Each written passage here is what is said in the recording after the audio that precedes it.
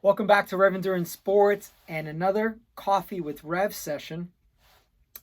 In a previous video from Saturday, I had the opportunity and the good fortune to see Memo complete his very first century. So that was Saturday. Today is Monday, and just out of the blue, I said, "Hey, would you mind if I did a little interview with you for the channel?" And he was like, "Yes, let's do it." Why not? Exactly. And so here we are on Monday. So 2 days have gone by since you did your first century. How do you feel? My legs felt a little bit tired after the ride, but I think the fact that we try to conserve the effort in zone Mhm. two, we had a little bit of zone three. That made a huge it gave me the opportunity to finishing it. So it was mostly like muscle fatigue, but no like big lactate or anything like that. So yeah. Well, and to fill you guys in a little bit, if you've not been watching this progression, 2 weeks ago, Memo had a PR of 67 points, so let's call it 68 miles. And he wanted to go for a century. And I was like, well, let's kind of, maybe kind of in the middle, maybe like 80. And he's like, no, let's do 100. So, huge increase from the 68 miles to 100-mile days. So, it stands to reason that you have a little bit of residual fatigue. It's also called delayed DOMS, delayed onset of muscle soreness, Okay. DOMS. Usually 24 to 48 hours after, either a hard event or, you know, many of you have experienced this when you've gone weightlifting. The next day you feel fine, but 2 days later you feel the soreness. So that's probably all you're Okay. feeling. But well, and the original plan was to do zone two, but one of the other riders ended up with 3 flats. The first one was a screw. The second one, she hit something and just the tire just exploded. And she was, we're doing probably 25, and she had to get control of the bike. And then the third one, I don't know what the third one was. So by that time, we're 30 plus minutes behind schedule. And I'm like, well, this was supposed to be zone two, but I'm like, we're going to run out of daylight because I'm thinking to myself, he's going from 68 to 100. What if we have some downtime and we're going to run out of daylight because it's December the 17th? But you seem to handle higher than zone two, zone three. I think I know it all started with you, the leadership on the ride. It was perfect. Yeah, it was you, the crew that encouraged me to finish that. I'm not gonna lie, I felt tired at some point, but you guys asking constantly, Memo, how are you feeling? Memo, are you eating? Memo, are you drinking? When was the last time you ate? When was the last time you did this, did that? So that I think all of it played a big factor in me being able to accomplish that goal. Now, do you ride alone a lot? Because That's I went through some of your Strava rides, and it seems like you ride pretty much. Yeah, I ride alone. Maybe a few times in the year. But actually, just this year, I rode with another friend a couple of times. But it's mostly myself, and it's whenever I have a little window of time, let's go out, let's clock some miles. You work from home 3 or 4 days a week, Two, or two two, days a week. and three in the office. Okay. So getting that ride in is typically, yeah, all right. I'm working from home. Let me see if I can knock out Yeah, a couple of hours here and there. exactly. Yeah. What's it feel like riding with a group of people? Oh, it is. It is very awesome. It like I don't know if it's like that in every other crew, every other team in San Diego, but first of all, I never been with such strong riders. Lori, Bar, yourself, the other guys. It's just wow, impressive. It's impressive the amount of power you can put in. So that part could be a little bit intimidating, but then you hear George like, Memo, on the wheel, on the wheel. Like, yes, sir. Let's get on the wheel. So you just don't think about it. Just do as do the best you can, right? That's it's fun. It's fun, and at the same time, you have to be mentally demanding yourself to be there because not. It's just like that. So there there's a certain responsibility from experienced riders to um, to not hold on to tribal knowledge, to not hold on to certain things that made them, or the experiences that got them to where they are. There's a responsibility for us to pass that down to you. And so things like, watch the flags as we go through here, just there's constant tidbits that it almost feels like I'm constantly saying stuff to you. But that's our responsibility, to pass that torch. We've done plenty of centuries. We know what it takes to get through it. And we know when the wind conditions are such that you need to get on the wheel. Okay, here, pay attention. We're about to turn here. Get on the wheel and stuff like that. So that's our responsibility. Your responsibility, which you've been doing fantastic at, is you're a sponge. You are a sponge. I mean, from the first day you came into the shop, I realized that. So what do you attest that to? I mean, you're just so open and receptive. That's how I was raised, dude. My mom was listen. Whenever she's talking and you try to speak, listen to what I'm saying. Okay, yes, ma'am. Same thing, my dad. So it's just, and it's of course, you guys are much more knowledgeable in this area. Yeah. I'm a newbie. Yeah. I want to learn. I want to get better. I've seen what you guys can do. Clearly, there's some stuff I can pick up here and there, and be better at what I'm trying to do right now. Yeah. Well, you're doing it, and that makes my responsibility easy, because it's like, okay, I know if I tell him something, he's gonna take it on board, as opposed to, So, okay, so let's talk a little bit more specifically about the ride. At what point did you start to feel like, oh, maybe I bit off more than I can chew? Mile 60 something. I think just before you mentioned to me the movie Stand and Deliver, that's when I felt like, because we were at a valley. Yes. And I was seeing mountains on my right. Yeah. And in my mind was, at some point, we have to cross those mountains. Yeah. I mean, and then you turn right into, we're going a little bit off-road. And then I keep seeing these mountains coming closer and closer. I thought, okay, we're going to start climbing hard. And then you told me, yeah, it's about to get a little bit, but you have to put ganas on it. Okay, let's just go with this. Yeah.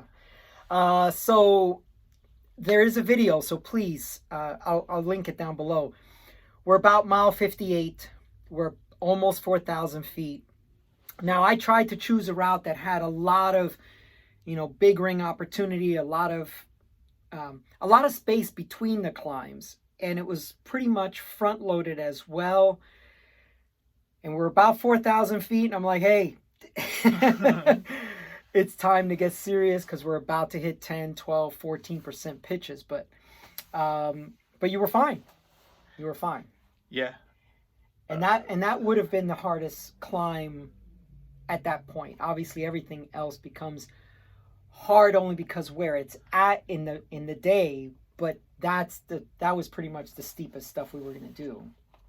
Yeah, it was a really nice climb. I really enjoyed it. The only thing I was thinking, let's get to the top. Don't stop. And yeah. Actually, yes, we need to cover that. Here at REV, people that ride with me, and well, anyone on social media, they're aware of my infamous rides called no rides, and that's no stop for no reason. And generally, this is more for a seasoned and experienced endurance rider. And here's Memo on his first century saying, no, we're not stopping. I'm like, okay, well, we can get fluids here. No, we're not stopping. What? I mean, that was wow. I mean, even I was impressed. There's a reason. There's a reason for that. Okay. I know that mentally, in the past, mentally, I've cracked at doing a ride or physical event. I've cracked. My mind says stop. You can't continue. And on Saturday, I didn't want to give. I didn't want to. I don't didn't want to get that part of my mind taking power over me. That's why you offer me fluids. I was running on a half a bottle. I could have used the water there, Yeah. but I was like, no. I mean, I could stop. Yeah, shake my legs, whatever. But the reality is, dude, it's not even that hot. Yeah. You're not No, sweating that. You're it not was a good sweating. day Yeah, you're for not a first sweating that entry. much. Exactly. Then you mentioned when we hit the coast, you're gonna feel the wind. Okay, there's gonna be wind, so you're not gonna sweat, dude. You've been taking a bottle and a half, and you're not sweating. You don't need the water. Yeah. Just shut up and keep pedaling. Yeah, by the time we got to the coast, we were 80 something miles in. And I was thinking, okay, we got 20 to go, and or a little less than 20 to go. We have a headwind. I mean, it's an onshore, right, coming from our left shoulder, but it feels like a headwind. And I was like, okay, Memo, get on the wheel because the wind's coming. Yeah. And you would fall off the wheel a little bit here and there. Yeah. But you kept fighting. Yeah. Like I said, you guys are extremely strong, really well trained athletes, and I'm just trying to, keep myself in the wheel as much as I can. And this achievement was with a lot of help. Yeah. Now, I've told people before, if they quit on themselves, I'm out of there. So you were fighting the whole time. So for me, it was a pleasure, right, to see you go through what people go through. And this is a century. So for some people, they're like, they've never done it, and for some people, it's like, oh, I remember my first century, and it's seminal in some ways. For some people, like, okay, that was the thing that broke through. So now I give you a little bit of time to talk about your mom on the video, but let's talk a little bit about it now because we had some road noise and stuff. So this was the driving force, wasn't it? Yeah. On March this year, she was diagnosed with pancreatic cancer. Yes. I was living in the Bay Area. In fact, I was in the process of moving to San Diego. Okay. And I received the news. I remember it was a Tuesday night, and they found something near the stomach, near the pancreas, and it's not good. Catch a plane, San Diego, cross the border to Tijuana, where my family is. Yes. And the next day we start visiting, doctors, specialists. They found the tumor. Then it searching all over the country, who can remove this tumor? We found a doctor, Mexico City. We go to Mexico City. We take care of that tumor. Just the day before we returned to Tijuana, they found a lymphoma here. And then come back to Tijuana. I told her, hey, there's something else we need to look into. There's this thing. I need to go home, but I'll be back and we'll continue looking into this. By the time I go home for a week, we packed, moved to San Diego, keep looking into the problem. Now, we is my family, my wife and my son, and my son. Yeah. And I had my brother and my aunt and my wife's my brother's wife also helping, everybody as a team. But suddenly when we try to have a biopsy, she has a heart attack. She was they were able to bring her back, and that's when I told her, there's not much I can do at this point for you, Mom. We found Mexico City, the doctor there, the biopsy here, this other specialist here, but we're at a point where I can't do much. How much time has elapsed from March? Where we're at now? She was in May, June. Okay. May, June. And at that point, I told her, hey, there's not much I can do. We were all crying our hearts out. She was solid as a rock.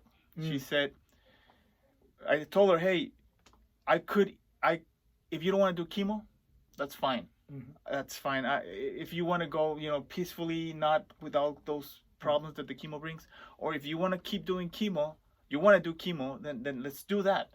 But it has to be your decision. I can't make that decision for you, Mom. And she just grabbed my hand and says, hey, this is not over until the body breaks, until the body cracks. That to me was like, holy, this lady has power to keep fighting. And she went through the chemo, but we knew what was coming. The week after, something was found on her lungs. And it was just a matter of 2 weeks after that. So from March until July 9th. July. Yeah. Yeah, that's a tough one. And this was just, so this is December, so 5 months ago. How you doing? I'm still processing it. I still have my ups and downs. Saturday was a day that I woke up very early thinking, you don't give up until the body breaks. You don't give up until the body breaks. And when I was riding the bike, to be honest, one of the things I was thinking, well, you're suffering right now. You're having pain right now. Just think what she was going through. That's right. And she was going through hell. And she never said nothing. Nothing. So I wasn't giving up. I wasn't stopping. I was not going to stop. Yeah. Yeah, that's something. Yeah. Well, 5 months. Now, did she know you used to ride? Yeah. Okay. It's just a funny story. I started riding during COVID. Yes. When the lockdown happened, maybe 2 or 3 months after, I started riding. I was maybe 210 pounds. I wanted to just get out of the house, right? I bought a bike, and then I started just doing, all right, let's do 10 miles. 10, 15, 15. How'd the 10 miles feel? They were bad. They were bad. Yeah. There was a little climb near my house in San Jose that I had to stop. I had to stop. Oh, is that the one you told me you fell over 3 times? No. That's another one. This Okay. is the beginner's climb that I was like having problems. But then I mastered. I was like, I was even doing loops at some point. Yeah. So 2021, June or May, I don't remember. It's gonna be a ride or race, Rosarito to Ensenada. Yes, I know it. So here comes Memo driving from the Bay Area with his bike. Yeah. I was like, I'm doing this. And I remember when I was training, I was like, I need to do this under 3 hours. It's a 50-mile ride. 50 mile, 3,000 K climbing. Yeah. So I was like, I need to be able to average 16.7 so that I can do it under 3 hours. And I told my mom, I'm coming, and I'm gonna ask my brother to drive me around. And she was like, well, can I go? Hell yeah, you can go. Let's go. Let's do this. So I got to her house maybe around midnight. Next day, I wake up at 6 in the morning. She comes with me. We go to the Rosarito Hotel where it starts. We have breakfast. I just had a veggie omelet. Then she and my brother ride to Ensenada. They go on my car, right? Yeah. So race starts, and I start hammering, dude. I start pushing with everything I had. I want to do under 3 hours. Right. And I finished the climb, and I was almost like, I'm running out of legs. Suddenly we start descending. Okay, fresh air, and then it's just flat. Then it became flat from the last 10 miles. Started like pushing with everything I had, 235. And there is one video of me crossing the lane. Guess who was filming me? My mom. Your mom. Yeah. And I have that video saying, oh, he made it, 235. Yeah. I thought you said 3 hours. And I was like, well. Yeah, well, luckily they were ready for you. Yeah, right? Exactly. That's the thing. I think had they been like, well, he won't be here for another 25 minutes. Well, the thing is, I gave my brother access to my location. Okay. So my mom was buying something from the drugstore, or something for a headache, whatever. And then my brother said, he's coming. He's coming fast. Mom, get here. Right. And then she starts recording. Oh, that's awesome. So she was there, finish line. Was this the only event she'd been to? Yeah, this is the only event. Yeah. And I did the last one in September, but she already passed away. Yeah. Now you touched on 210. Why don't you tell me a little bit or tell us a little bit more about that. So you weighed 210. Yeah. Tell me about that journey. Yeah, so I bought the bike, and because my mentality is you can do anything you can. Mhm. So I started inspecting climbs. I started getting at that little climb that I told you, started getting better. Yep. I noticed there was a bigger one to the left, and I was like, okay, I think I bought the bike, I think in May. Okay. This is probably July, like 2 months riding. So it's just 2020. 2020. Okay. 2 months. And I'm like 210 pounds, Mhm. a little bit heavy, Mhm. or very heavy. And I'm like, I'm going to do that climb. I saw it in Google Well, Maps. for reference, how much do you weigh now? 176. Yeah, so heavier. Yeah. Yeah, so 210. Go on. Yeah, 210. And then I start riding towards that hill, and then suddenly it picks up. I didn't know anything about gradients. I didn't know anything about power to weight ratio. I just paddle. How about gearing? Well, yeah, I get it to the lowest gear to be able to get Yeah, out. but I mean, okay, this is a steep hill. I don't have that type of gearing. No. You I didn't know know I didn't know what that was yet. So I start hitting that wall, and suddenly I start pedaling super slow until I couldn't, bam, go to the side. Yeah. My pride was hurt that. Oh yeah. And then I was like, no, it's not happening. Get on the bike, 2-3 more pedal strokes, bam, again. What the hell? Yeah. Get up. I'm like, all right, shake it off. 10 steps. I walk. I keep, dragging my bike. And then I'm like, all right, this is a good spot. Let's try again. 1, 2, 3, Boom. bam, again. I was like, all right, this is not happening today. Went back home, and it hurt. Then I started researching, all right, how do I get better? Well, drop weight. Yep. Start doing squats. Yeah. The gearing, definitely. And then the process started. Eventually I conquered the climb one single way, no stopping whatsoever. But it took time. It probably took me more than a year to be able to climb that thing. Yeah. And now looking back, what kind of a hill is it? I mean, is it something that should have been that difficult, or like, oh, it should have. I think it has 14%. Okay. And so it is a proper hill. Yeah. Okay. Let's, if you don't mind, let's talk about your journey for the weight loss. I mean, 210 to 176, that's excellent. What did you do? That's my wife. Okay. She's a physician, and she immediately said, well, you have to decrease your calorie intake. Yeah. So she started researching diets that would adjust for me. Mm-hmm. And we just reduced the calorie intake by, I don't remember by how much, but I started eating much more healthier. A lot of vegetables. We cut the carbs quite significantly, so a lot of protein. Mm-hmm. Plus, because my rides were not heavily demanding on carbohydrates, that's why I think it even helped even more. Yeah. So by the time I did this last Rosarito Ensenada, my weight was 176 in September. I think right now I'm the same. Yeah. Where would you like to be? My wife says stay there. Oh, yeah, okay. Stay there, or do not go lower than that because you look too skinny. Like, okay, that's fine. So I think 175, 176 is a good weight for me. Okay. Plus I'm tall. I'm 6'1". 6'1", yep. So when I take you on a REV 10K day, we'll see if you still want to stay at 176. Okay. Why is it? You guys go faster? No, 10K, as in 10,000 feet. Oh, yeah, no. Yeah, no, I gotta go to that. You'd be like, whoa, yeah, this hill, if I was another 5 pounds lighter. It's all about your proportions and your body composition. So 175, you could maybe be 165, but still have very good proportions. And, I know you're 6'1". I'm just throwing numbers out, right? Not that you should be 165, but just to give an example. Okay.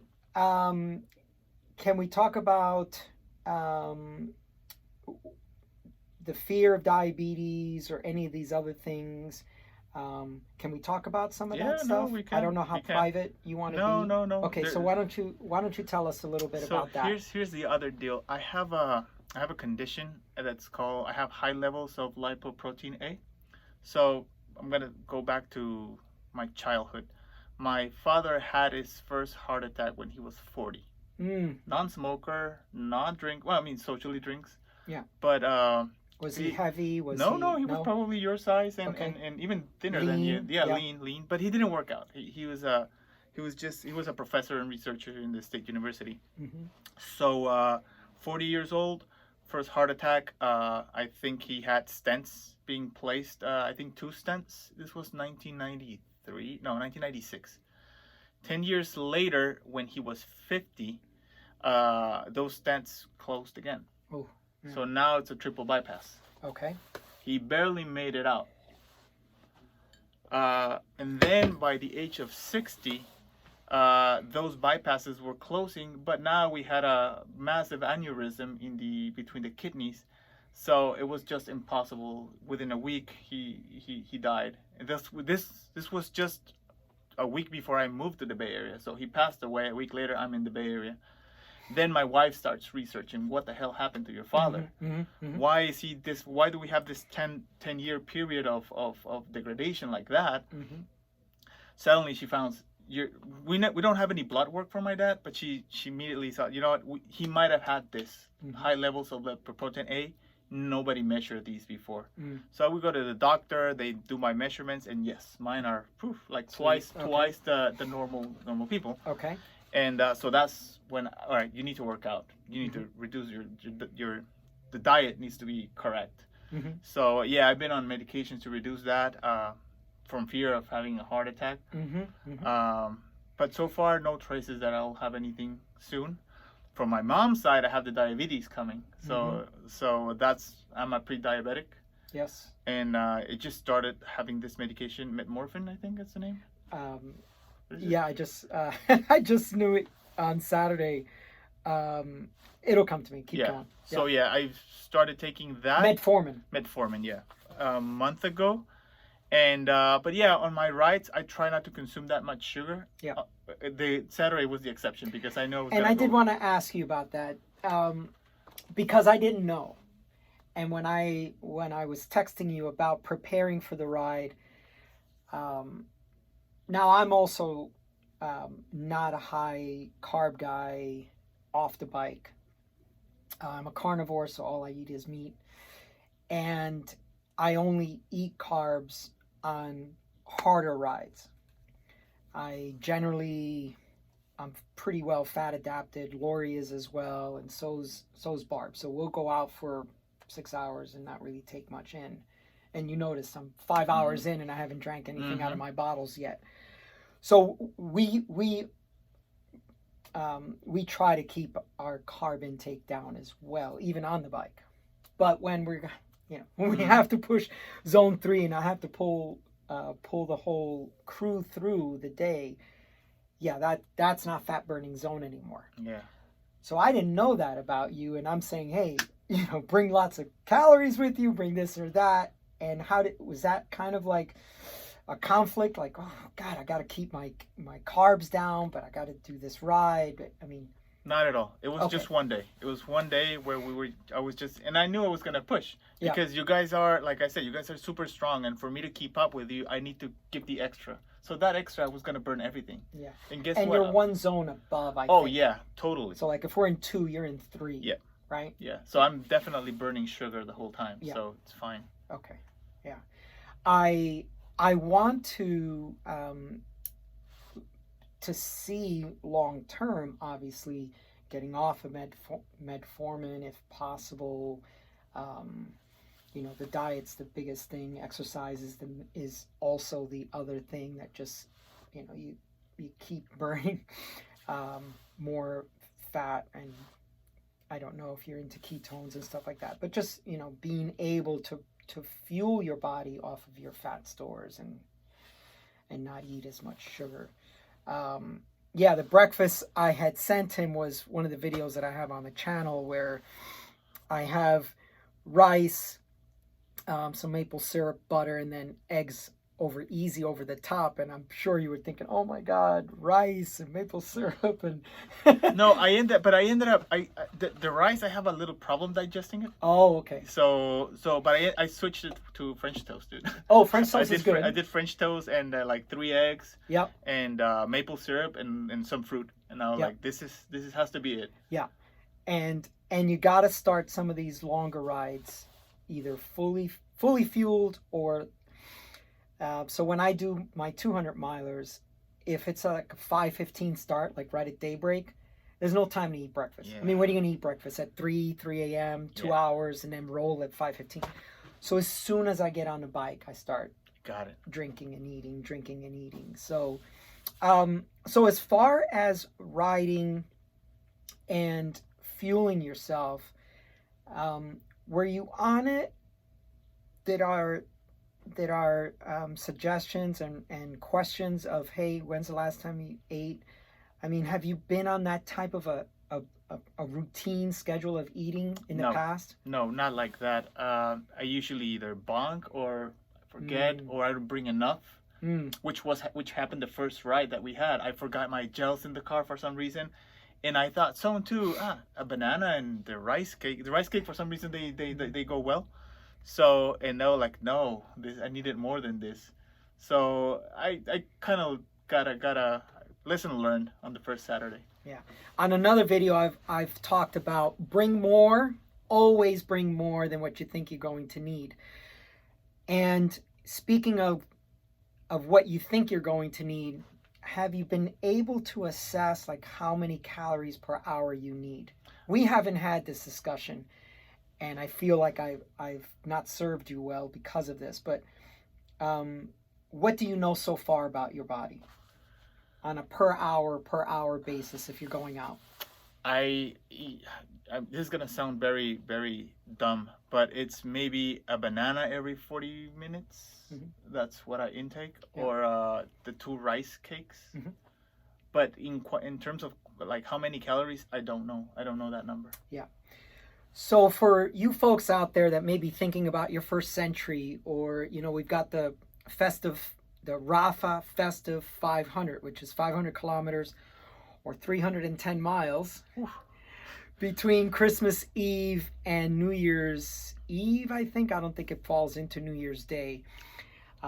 It was started a long time ago just to keep people motivated through the holidays. Okay. So if you're thinking about, longer and longer rides, I have some videos talking about nutrition. I try to tell people no less than 200 calories per hour. So a banana is just not going to be enough. Okay. There's probably only 70 calories in a banana. People like bananas because of the potassium, but you can get that somewhere else. So maybe that's why you've been bonking. You could, yeah. Yeah. A banana every 40 minutes. I try to break that up into smaller chunks, like half hour. Look at half hour increments and, okay, how am I doing? What did I take in? When people ask me, don't you get bored doing 200 miles? Don't you get bored doing, when I do my Everestings or when I do a 500 miler? No, my brain is constantly calculating. Okay, I've got a bottle. How much have I drank? Okay, there's X number of calories per bottle or in my pocket. I'm constantly doing this math. So let's just say we target 200 calories per hour, and then we go from there. Right? Okay. And so as you start to decline throughout the day, then you start to realize 200 wasn't enough. Got it. Right? And you can work with that. If I'm going hard, it's like 300 calories per hour. Now, once again, I'm not a carb guy off the bike. Yeah. So on the bike, I got this stuff because it's packable, it's portable, it's easy to take. But did you notice what I was eating? And what Jess was eating? You guys had your own stuff. I saw like a little bit of a bread and something on the inside. But because I wanted to pay attention on the street lights and not fall behind like I usually have, which usually happens to me. Yeah. I was like, oh, they're eating something custom made. All right, I'll take a look at the next street light. No, I couldn't take a look. And I couldn't see. But I noticed it was something you guys cooked. So for the benefit of you viewers, I've got a video also on the channel. The Hawaiian sweet rolls, the little Hawaiian dinner rolls, because they're really small like this. Mm-hmm. And cream cheese. Yeah, I know. Cream cheese and jelly. Uh-huh. Okay. So delicious. Yes, exactly. Delicious. Because that's the point. You can have all this stuff, but or maybe something in your bottles, but you're like, and you're drinking it because you have to, not Yeah. because you're enjoying it. Yeah. It happened. Right. Yeah. So, and I can do that too. We can just shove it down just because we have to. But if you can find something you enjoy eating, then make that. And so what these are is these little Hawaiian roll with cream cheese and ham for a protein savory style sandwich, and then cream cheese and jelly for a little bit of sweet. So I'll eat the ham ones earlier in the ride. Hour 1, 2, 3, 4. Hour 5 and 6, I'll eat the jelly and cream cheese ones. And Jess is like, oh my God, this is like a jelly donut, right? Because it's really yummy. Yeah. And it's got the carbs that you need to finish an event on a high. You know, I try to get people to finish these events on a high. My training rides. But, you know, they're harder than most events because they're 100 milers with 10,000 feet or whatever they are, 125 milers. And the pacing. Yeah, the pace. But you want to be probably at a carb burning level or a carb energy source towards the end, because I'm going to turn on the pace as we get to the last like 40K, last 25 miles. What did you have? Just curious, for your first century, what did you have? I had these, what is it? I had like... Were they waffles? No, I didn't have the waffles. They were not like these, but yeah, something, bars like, no, they were not even chocolate. Yeah. Like Cliff bars, maybe. I think they were Cliff bars. I had 3 of these. Three gels, and I had like 3 Cliff bars, like condensed with blueberries and raspberries. And the first one tasted really good. Mm-hmm. The second one as well. The third one, not so much. Can you give me a hot dog, please? Yeah. Yeah. Okay, so now you know. Okay, on a 6-hour ride. Yeah. I need to bring delicious food. Yeah, bring something that. Yeah. Because even, like, I know a Coke is probably not the best thing for your diet, but a Coke, you know, 4 or 5 hours into a 6-hour ride, it lifts your spirit. And, you know, sometimes I'll share it with someone in the crew so I don't drink the whole 12-ounce can, right? Yeah. But it's just a change of taste. It cleanses your palate from the other stuff you've been eating. Okay. I have to be honest with you. That first ride on Saturday, when we were at Mount Soledad, you couldn't fight me. I had half a can of Coke because I felt like so deteriorated with the climb and not having enough food, and the guy there only had like Coke and something else. Give me the cookies, give me the Coke. I only had half of it, and that left it there. The cookies never touched them. Because I'm filming around. Where's Memo? No, Memo was having half a Coke over there. Yeah. Yeah, so we indulge that when you feel it, when you crave that. You just give the body what it craves. I mean, there's some of these rides I'll do on I'll just do them on gummy bears and stuff like that, just because, you know, you don't always have to eat product and buy product. You just, you know, give the body what it craves, eat it. I mean, I'll have a Danish at a 7-Eleven or something, but it's not the best diet. Yeah, but you're on the bike. You got to get through it, and if mentally that's what gets you through it, then you get through it. Okay, so this weekend is the Christmas holidays here in the States, and we're going to try to start going for a little bit longer stuff because I want to get ready for my events in January, February. So now that you are a Century rider, okay. What's your next goal? Like, do you want to come along with us on some of these other rides? I will definitely come along, and knowing that I might get dropped, but not for long though. Mm-hmm. I mean, I think this last Saturday I was able to keep up with you guys, maybe below like mile 35. Mm-hmm. In Champaign, that's when I bonked up. Well, not bonked. I mean, I didn't have any more strength. Yeah, I wasn't strong enough to keep up on the climb with you. No. So there was a rider up the road. Okay.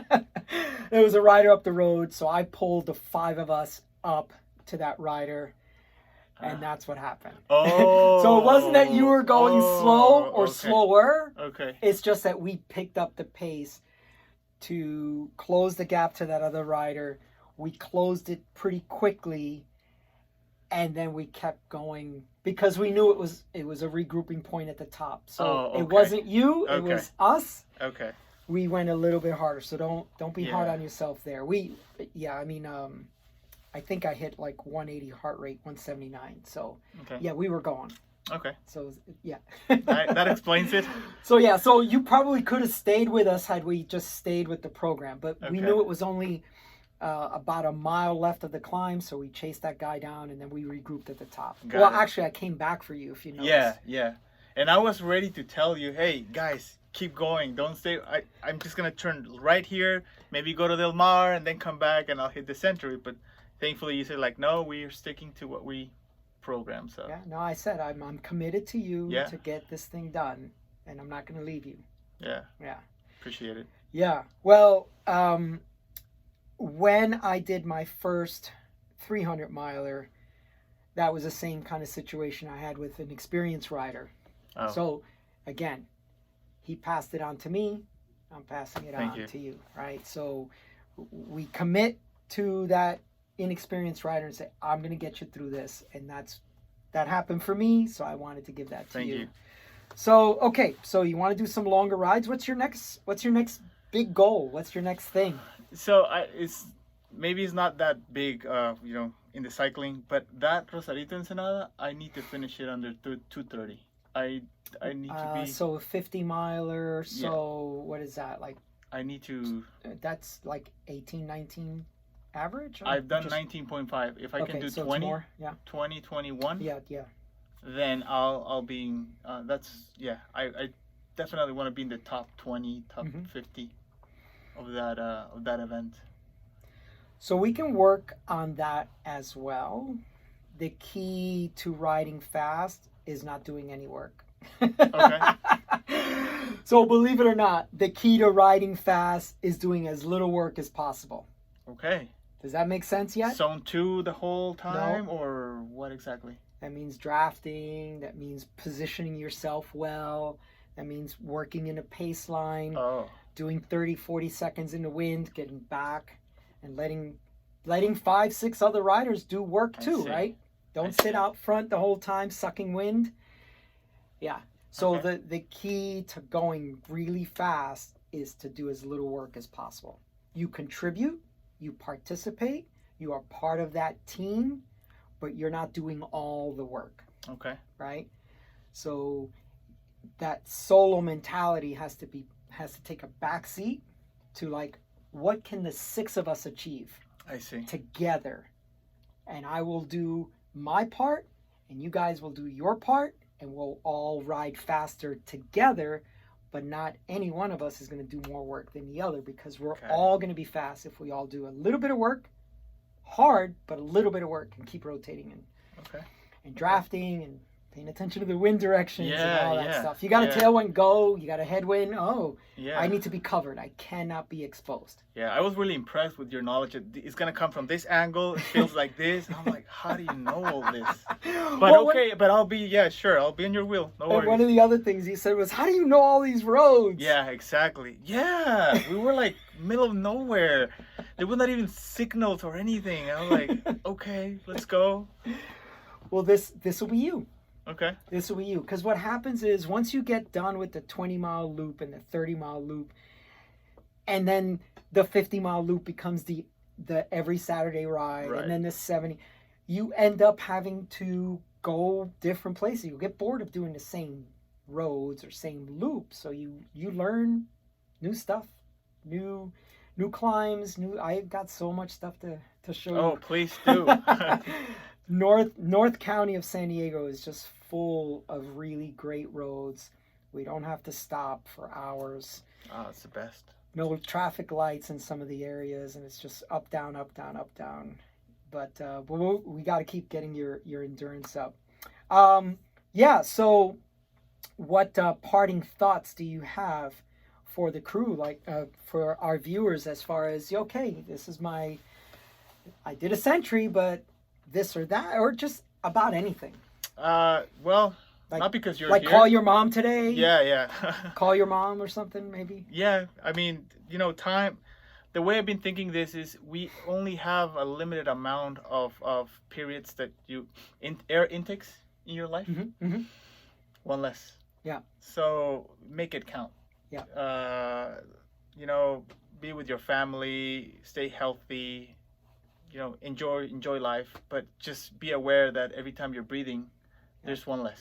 Yeah. And then there's one less. So when you said not because I'm here, what did oh, you mean by that? I was actually gonna pretty much say that you guys are an awesome crew to ride with, and if anybody in San Diego is looking to actually pick up their pace, their endurance, this is a good club to check. The people are amazing.